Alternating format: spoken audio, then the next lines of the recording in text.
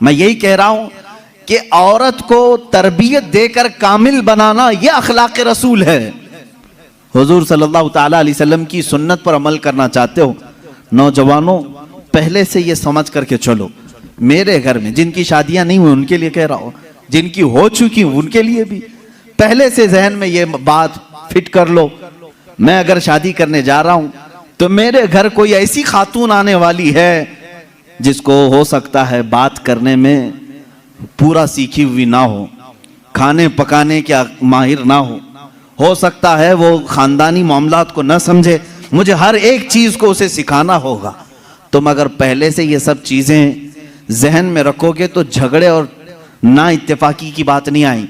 तुम पहले से एक्सपेक्टेशन ये रख करके बैठे हो कि ये 7वें आसमान से सीख करके आई हुई है घर में, कभी कुछ बातचीत हो गई तो सीधे झट से यही कहा, क्या तुम्हारे अम्मा बाप ने यही सिखाया था?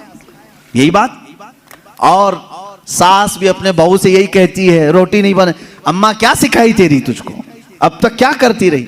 मेरे अजीजों, रसूल पाक सल्लल्लाहु ताला अलैहि वसल्लम के पास हजरत आयशा जब आई 9 साल की उम्र में थी, उनकी सहेलियां कहती हैं आटा गूंथते गूंथते वो सो जाती थी, उसी में सो जाती थी, रात हो जाती थी।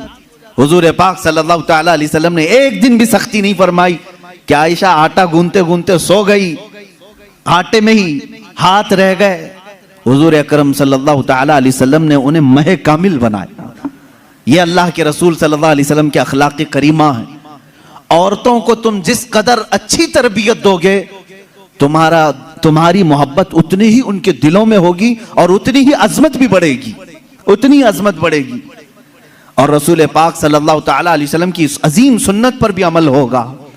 बाज लोग ये सोचते हैं कि फुल हाई क्वालिफाइड चाहिए, पूरी तरह से मैच्योर चाहिए, तो तुम्हारा ये एक्सपेक्टेशन बाज दफा तुम्हें धोखा दे देता है।